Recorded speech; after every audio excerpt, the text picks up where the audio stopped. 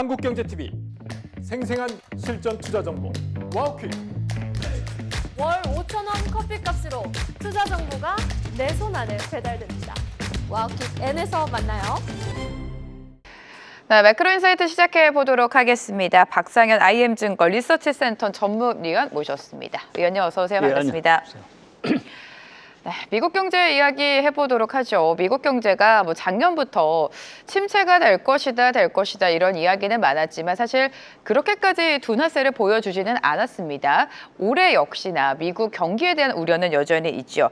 지금 위원님께서는 현재 경기 상황을 3저죠. 그러니까 유가랑 금리랑 신용 위험을 3저로 표현을 하셨는데 이 부분을 좀 자세하게 들어봐야 될 것 같아요. 예, 올해 전 세계 경제를 조금 설명할 때 두 가지 특징이 있을 거라는 이제 말씀을 드렸는데, 하나는 이제 양극화고요. 네. 지금 양극화는 각국에서 다 공히 진행이 되고 있는 상황들이고, 이제 그 과정 속에 이제 경기가 조금 그래도 잘 굴려가려고 하면 뭔가 새로운 어떤 모멘텀이 필요할 텐데, 그러면 그러한 어떤 성장을 지지할 수 있을 게 뭘까라고 이제 생각을 했을 때 앞서 얘기하신 3저, 그러니까 저금리, 저유가, 저신용 리스크. 그러니까 이건 저신용 리스크는 사실 이제 유동성 확대라는 의미인 부분들이고요.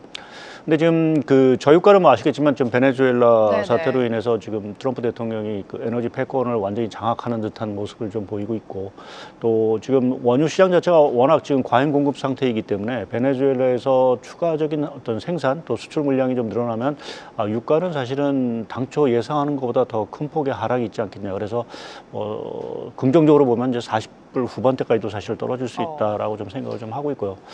또 한 가지 이제 금리 부분인데요. 금리는 사실은 각국이 기준금리를 인하했지만 지금 장기물은 잘 떨어지지는 않고 있습니다. 네. 근데 최근에 이제 연준이 그 재정증권, 그러니까 1년 이하짜리의 국채를 사실은 좀 매입을 하고 있는 상황들이고, 지난 금요일에 좀 깜짝 뉴스가 있었죠. 백악관이 2천억 달러의 모기지 채권을 매입하는, 사실 백악관발 양적 완화라고 표현할 수 있는 부분들이고요.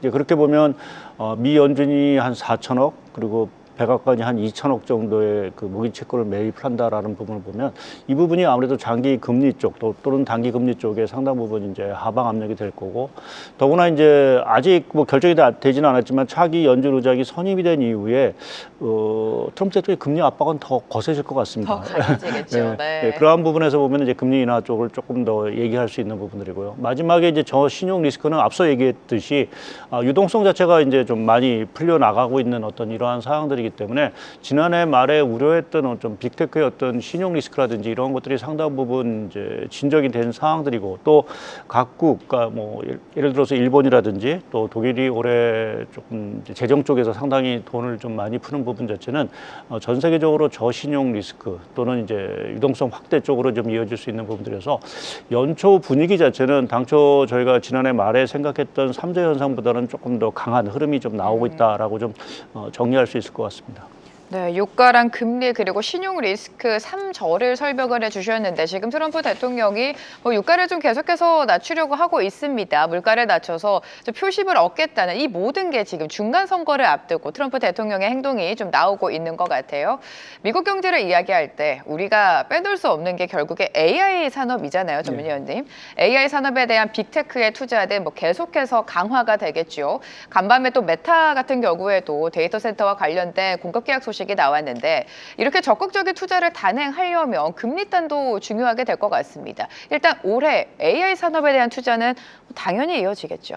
예, 네. AI 산업에 대한 투자 자체도 예상보다는 좀 강할 수 있는 부분들인 것 같고요. 작년보다도 더. 예, 네. 그게 지금 국내 주식시장에서 사실은 반도체 업황 주가의 급등으로 사실은 좀 이어지고 있다라고 좀 봐야 될 것 같습니다. 지금 10일까지 이제 수출이긴 하지만 국내 반도체 수출이 한 40% 넘게 사실은 좀 증가를 했고, 이 흐름 자체는 상당히 더 강화되지 않을까라는 쪽에서 결국 AI 투자 자체가 상당히 강하다라는 부분을 좀 볼 수가 있는 부분들이고요. 또 한 가지 이제 제가 AI 사이클에 대해서 긍정적인 시각을 갖는 거는, 아무래도 미국 정부가 사실은 AI 사이클, AI 산업에 대해서 본격적으로 사실은 이제 나서고 있다. 그러니까 네. 우리가 지난해 다시 한번 되새겨 보면 트럼프 대통령이 제네시스 미션이라는 제2의 맨하탄 프로젝트를 들고 나오면서 AI 산업을 본격적으로 육성하기 위한 정책을 강화하고 있다. 그것이 특히 이제 정부와 민간 기업 자체가 협업을 통해서 사실은 AI 사이클을 좀 주도를 하고 있는 부분들이고 거기에 올해 같은 경우는 다들 기대하시는 것지만 AI 관련 인프라 투자 자체도 상당히 좀 늘어날 수 있는 가능성이 있어서 이러한 그 AI 쪽에서의 그 투자 열기 이러한 것들이 아무래도 미국 경기에 뭐 견조한 흐름 자체를 계속해서 좀 지지하지 않을까. 그러니까 올해 같은 경우도 미국이 소비보다는 사실은 투자 쪽에서의 호조를 가지고 성장의 흐름 자체를 좀 이어갈 거로 좀 예상을 하고 있습니다. 네, 올해도 AI에 대한 투자는 이어질 것이다라고 말씀을 해주셨는데 그렇게 되려면 사실 이 장기물 금리가 좀 내려와야 되거든요. 네. 금리는 지금 자체적으로 내려오고 있지만 장기물 국제 금리가 내려오고 있지 않아서 AI 기업들에게는 부담으로 좀 작용을 할 것 같아요. 예, 지금 네. 말씀하신 대로 지금 AI 뭐 장기 금리뿐만 아니라 좀 회사채 금리 자체도 잘 떨어지고 있지 맞아요. 않아서 네. 그래서 기업 쪽에서는 사실은 뭐 부채를 이제 써다가 투자를 하는 데 있어서 상당히 좀 부담이 될 수밖에 없습니다. 그래서 제가 이제 백악관발 QE를 말씀을 드린 건, 그러니까 어찌 보면은 트럼프 행정부 자체가 금리 자체를 이제 하락시킬, 그러니까 소위 우리가 그런 얘기를 이제 금리 억압 정책이라고 얘기를 하는데 그러한 억압 정책 자체를 상당 부분 벌써 시동을 건 것으로 봐서는 결국 그 차기 연준 의장이 선임이 된 이후에 우리가 예상한 것보다 금리 인하 폭 자체가 상당히 확대되지 않을까 좀 생각을 하고 있습니다. 그러니까 당초 시장이 한두 차례 올해 금리 인하를 예상을 했지만 개인적으로는 사실 올해 한 4차례 정도까지도 금리 인하가 그러니까 한 1%포인트 이상 금리 인하가 가능하지 않을까 좀 보고 있고요. 오늘 뭐 관련해서 또 하나 뉴스가 나왔죠. 제가 트럼프 대통령은 아니지만 이제 검찰이 그 파월 의장을 기소할 거다라는 얘기 자체는 그만큼 트럼프 행정부가 금리를 낮추기 위해서 상당 부분 연준을 압박하는 모습들 자체가 이미 가시화되고 있다라는 부분에서 보게 되면 글쎄요 뭐 전체적으로 좀 금리 인하 속도 자체가 상당히 빨라지면서 장기물에 대한 금리도 뭐 물가라든지 이러한 변수가 있긴 하지만 상당히 조금 예상보다는 좀 빠르게 둔화될 여지도 네. 상당히 좀 커지고 있는 것이 아닌가 보고 있습니다. 네, 새 연준 의장 자리에 아무래도 트럼프 인사가 앉게 될 테고요. 트럼프의 금리 인하 압박은 더욱더 거세질 것으로 보입니다. 자, 지금 하지만 그 새로운 의장이 본격화되는 게 올해 하반기이기 때문에 시간이 좀 있죠. 하지만 트럼프가 아무리 압박을 한다고 하더라도 의장 자리 자체가 그렇게 독단적으로 결정을 내릴 수가 없는 거잖아요. 네, 예. 그리고 금리 인하 자체가 시장에 그렇게 긍정적인 시그널만은 아니기 때문에 시장 충격도 우리가 어느 정도 대비를 해야 될 것 같아요. 네, 근데 이번 금리 인하가 사실은 예상보다 사실은 그 말씀드린 대로 좀 커진다라고 하면 이런 말씀을 드려서 경기 지표하고는 좀 상관없는 금리 인하 사이클이 좀 되지 않을까 좀 생각을 하고 있습니다. 지금 마이런 이사 같은 경우는 당초 한 100bp, 1%포인트 정도의 금리 인하를 주장하다가 최근에는 150bp, 1.5%까지 금리를 인하해야 된다고 이제 주장을 좀 하고 있거든요.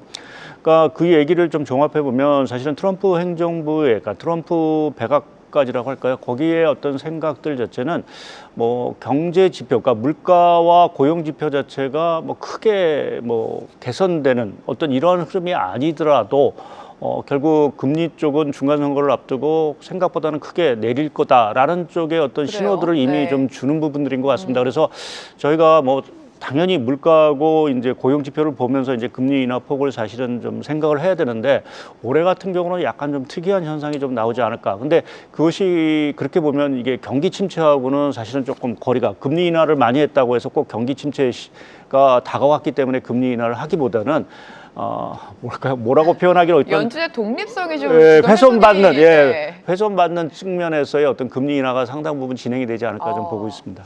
사실 연준 의장이 맘대로 결정은 할 수는 없죠. 투표권이 있는 연준 위원들이 있기 때문에. 하지만 기조 자체가 연준의 독립성이 좀 훼손이 될 수도 있다라고 예상을 해주셨습니다. 그럼에도 우리는 지표를 봐야겠죠. 지난 밤에 금요일이었죠. 고용 지표가 공개가 됐는데 고용 증가폭이 시장 기대를 미치지는 못했어요. 그런데 실업률은 좀 떨어졌습니다. 이 부분 어떻게 해석할까요? 예, 그러니까 고용 시장을 보게 되면 뭐 차갑게 식지는 않는 것 같습니다. 그러니까 좀 밋밋한 어떤 둔화 속도가 좀 나오고 있고요. 지난번에 와서도 말씀드렸죠. 미국 고용 시장을 지금 표현한다라고 하면 해고도 고용도 없는. 이러한 어떤 좀 균형 상태를 좀 가고 있다라고 좀 봐야 될 것 같습니다. 그러니까 어찌 보면 고용 시장이 뭐 둔화가 되고 있는 것은 분명합니다. 일자리 수가 상당히 좀 줄어들고 있는 상황들이고요. 근데 여타 고용 지표를 보게 되면 아직 그 구인 건수라든지 또 주간 실업수당 청구 건수를 보게 되면 상당히 좋은 어떤 수준을 여전히 유지하고 있는 상황들입니다. 이러한 측면에서 보면 지금 고용 시장이 어떤 금리 인하 쪽을 상당히 조금 압박하기에는 조금 미흡한 부분이 분명히 있는 것 같고요. 반면에 이제 미국 경기, 특히 이제 소비 경기라든지 이러한 것들을 지탱하기에는 또 충분한 정도의 수준이 아닌가라는 쪽에 좀 생각을 좀 하고 있습니다. 그래서 아직까지는 고용 시장 하나만 보고 우리가 어떤 금리 어떤 결정을 내리기에는 그러니까 조금은 좀 미흡하다. 그래서 1월 달에는 일단은 금리가 동결될 가능성이 여전히 좀 높아졌다라고 좀 할 수 있을 것 같습니다. 네, 해고도 없고 고용도 없고 고용이 둔화가 되고는 있지만 그렇게 차갑게까지는 식고 있지 않다라고 지적을 해주셨는데 오히려 파월 의장이 더 걱정한 거는 물가보다는 고용이었잖아요. 물가는 지금 어떻습니까? 예, 물가도 지난 이제 11월 달 그 지표가 예상보다 상당히 좋았고요. 이제 다음 주, 이번 주가 되겠죠. 이제 이번 주에 12월 물가 지표가 나오긴 할 텐데, 여튼 뭐 시장에 그렇게 쇼크라든지 서프라이즈를 주지는 않을 거로 좀 보고 있습니다. 그러니까 지난 11월 수치와 거의 비슷한 수치가 나오지 않을까라는 쪽에 좀 생각을 하고 있어서 물가 역시 뭐 연준의 어떤 정책 어떤 방향성을 정하기에는 조금 아직은 좀 한계가 있을 수 있다라고 보고 있고요. 뭐 다행스러운 거는 사실은 물가가 그래도 좀 둔화 흐름을 좀 보이고 있다라는 측면에서는 시장이 좀 환호할 수 있는 부분들이고요.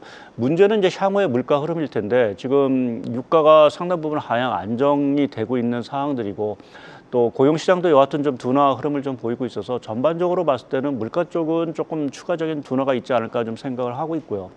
그리고 요새 트럼프 대통령의 이 행보로 봐서는 만약 물가가 들썩일 경우에는 관세 자체를 결국은 인하할 수도 있지 않겠느냐는 이런 생각도 사실은 좀 듭니다. 그래서 물가 리스크 자체는 글쎄요, 올해는 사실은 그렇게 크게 부상이 되지 않은, 뭐 부상이 된다 하더라도 결국 하반기 말 정도 가서나 다시 한번 그 물가가 고개를 드는 그러한 흐름이 나오지 않을까 좀 보고 있습니다. 미국의 물가에는 사실 낮은 유가가 기여하는 바가 분명히 있었습니다. 하지만 최근에 베네수엘라 이슈가 새롭게 떠오르면서 유가의 변동성이 좀 야기가 되고 있는데 유가 측면에서 좀 매크로 한번 짚어주실까요? 예, 뭐 아무래도 유가라는 게 그 소비라든지 말씀하신 대로 물가에 상당히 큰 영향을 미칠 수밖에 없는 부분들이고요. 특히 이제 미국 소비 같은 경우는 이 가솔린 가격에 대해서 상당히 민감할 수밖에 없습니다. 아무래도 이제 우리보다는 자동차를 워낙 많이 이용하는 국민들이기 때문에 그러한 부분에서 이제 유가, 가솔린 가격 자체가 상당히 이제 민감한 부분인데 이제 트럼프 대통령이 여하튼 베네수엘라를 결국 군사적으로 뭐 결국 장악을 했죠. 장악을 하면서 원유 시장의 어떤 추가 공급 자체를 상당히 늘릴 수 있는 가능성을 분명히 제시한 부분 자체는 말씀드린 대로 유가가 좀 추가적인 하락 가능성을 상당히 높인 부분들이 아닌가 좀 생각을 하고 있습니다. 다만 이제 오늘 이제 뉴스에 뭐 또 이란을 그 미국이 어떻게 한다, 군사적인 행동을 한다, 뭐 이러한 얘기가 조금 나오고 있어서 단기적으로 유가가 좀 변동성 자체는 조금 있을 수 있는 부분들이 분명히 있긴 하지만 저희가 수급 구조를 봤을 때 특히 이제 중국의 어떤 투자 수요라든지 이러한 것들이 상당히 좀 둔화가 되고 있는 흐름, 뭐 이런 것들을 종합해 봤을 때는 유가가 아까 말씀드린 대로 유가가 긍정적으로 봤을 때는 아예 40불 후반대까지도 추가적으로 좀 하락할 수 있지 않겠느냐 보고 있고 올해 이제 러시아 우크라이나 종전 협상이 어떻게 될지 모르겠지만 만약 그 종전 협상까지도 타결이 된다라고 하면 당연히 러시아산 물량, 원유 물량 자체도 시장에 상당히 나올 수 있는 부분 자체는 유가 쪽에는 여하튼 상방보다는 좀 하방 자체가 상당히 많이 열려 있다라고 좀 표현을 할 수 있을 것 같습니다. 네, 배럴당 국제유가가 50달러 아래로까지 내려갈 가능성은 있다라고 말씀을 해주셨습니다. 자, 시장 이야기로 좀 해보도록 하죠. 미국 시장을 살펴볼 때 우리가 이제 유동성으로 인해서 작년에 랠리를 이어갔다 이런 평가가 많았다가 11월쯤이었나요? 계속해서 유동성 경색에 대한 우려 속에 좀 메말랐다라는 평가도 있었습니다. 말씀대로 1월에는 금리 인하보다는 동결 시나리오가 우세해질 텐데 일단은 시장으로 봤을 때 유동성 측면은 어떻게 평가하십니까? 어느 정도 해소가 됐다고 보세요? 예, 유동성 경색 현상은 상당 부분 해소가 됐다라고 좀 봐야 될 것 같고요. 아무래도 연준의 정책이 상당 부분 효과를 봤다. 12월 달에 효과를 봤다라고 좀 봐야 될 것 같습니다.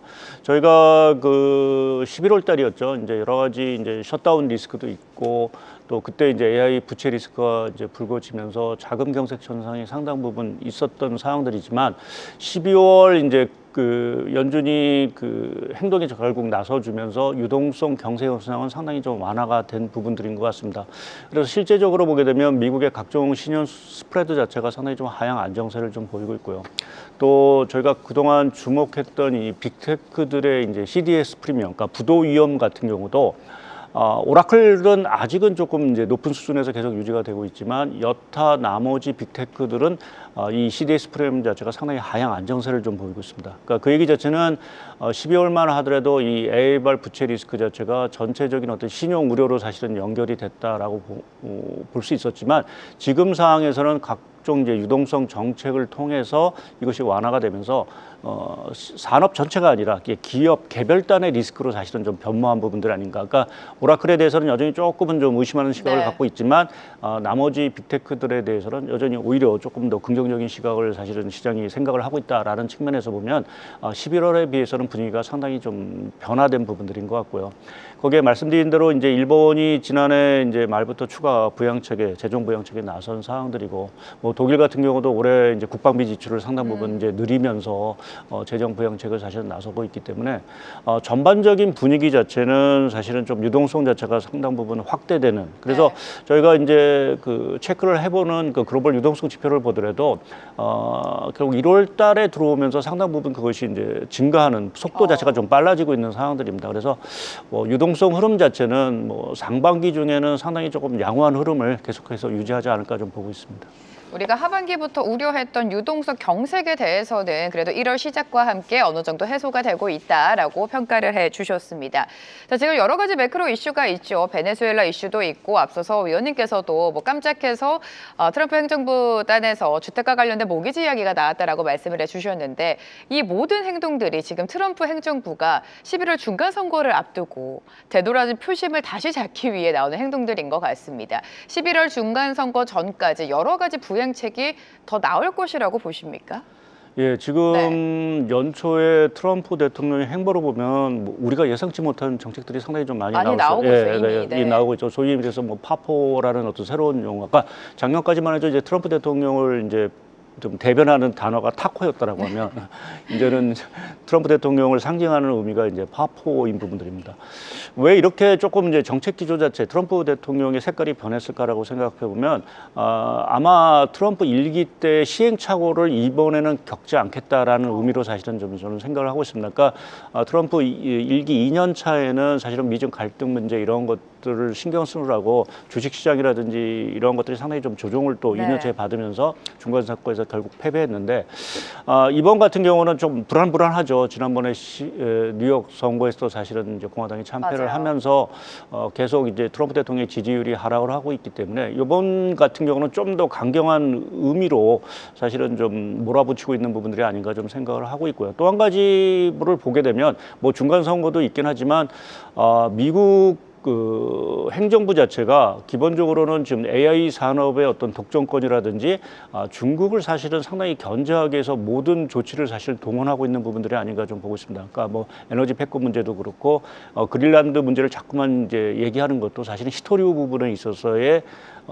그 매장량 자체를 사실은 노리고 있다라고 좀 봐야 될 것 같고요. 거기에 뭐 금리 인하를 통해서 뭐 AI를 지원하고 하는 이러한 것들이 종합적인 의미에서 사실은 좀 추진이 되고 있다라고 보고 있어서 뭐 좀 전에 말씀드렸듯이 지금 지난 금요일에 이렇게 모기지 채권 2천억 달러를 이제 매입하는 이러한 좀 파격적인 정책들 자체가 우리가 예상하지 못한 곳에서 사실은 곳곳에서 좀 나오지 않을까 좀 생각을 좀 하고 있습니다. 지금 관세를 배당금으로 지원을 하겠다 저소득층에게 이런 방안도 이미 나왔었잖아요. 그거에 대한 현실 가능성은 어떻게 보세요? 일단 그 가능성도 있긴 하지만 일단 뭐 대법원 판결이 나와야 다 됐죠. 나와야 네. 그 사실은 그거이고 아마 그러한 어떤 그 지원금 자체도 결국 만약 위법이 아니다. 관세가 계속 지속이 된다면 가능성이 분명히 있는 부분들인 것 같고요. 그러니까 뭐 지원금뿐만 아니라 사실은 올해 AI 인프라 투자를 사실은 많이 생각하는 것들이 아무래도 관세 수입을 가지고 투자할 수 있는 재원을 분명히 마련했고요. 또 우리나라나 일본 또 EU에서 받을 투자 약속금도 있기 때문에 그렇게 보면 그 자금을 적극적으로 활용할 수밖에 없지 않겠느냐라는 쪽에서 우리가 그러한 부분에서 조금 또 하나의 어떤 투자 기회 또는 부양책 자체를 저희가 엿볼 수 있는 부분들이 아닌가 보고 있습니다. 결국에는 대법원의 판결이 좀 나와야 될 것 같습니다. 트럼프 행정부를 봤으니까 다카이치 정부도 좀 보도록 하겠습니다. 다카이치 정부도 지금 대규모 재정을 적극적으로 공급을 하고 있습니다. 이렇게 일본의 확대 재정이 유동성 공급에도 분명히 도움이 될 텐데요. 장기적으로 봤을 때 어떻게 평가하십니까? 예, 일단 단기적으로는 네. 분명히 뭐 긍정적일 수 있는 부분들이 있고요. 특히 그 주말 사이에 나온 뉴스 중에 하나가 이제 다카이치 총리가 조기 총선을 사실은 실시할 것에서 의회를 해산할 거다라는 보도가 나오기 시작을 했습니다. 그 얘기 자체는 다카이치 총리 내각 자체가 이제 현재 추진하고 있는 여러 가지 부양 정책을 더 강하게 할 수 있다. 그러니까 결국 그 의회를 결국 자민당이 장악을 했을 경우에는 정책 추진 속도 자체가 상당히 좀 빨라질 수 있는 부분들이어서 그렇게 보면은 일본발 어떤 그 재정 정책의 효과 뭐 이러한 것들도 저희가 좀 기대해 볼 수 있는 부분들인데 다만 이제 뭐 다들 아시겠지만 이제 금리 자체가 상당히 좀 부담스러운 부분들이고요. 아무래도 네. 이제 일본 같은 경우는 재정 특히 정부 부채 규모가 워낙 큰 상황들이고 하기 때문에 이 장기 금리가 올라가면 올라갈수록 뭐 일본 재정에는 상당히 압박 요인이 될 수밖에 좀 없는 상황들입니다. 그래서 과연 일본 정부나 일본 은행이 이 장기 금리에 또는 단기 금리의 어떤 이러한 상승 속도를 어떻게 제어할 수 있느냐라는 부분 자체가 어떻게 보면 일본의 어떤 정책의 어떤 성패를 좀 장기적으로 좀 가르는 변수가 되지 않을까 좀 보고 있습니다.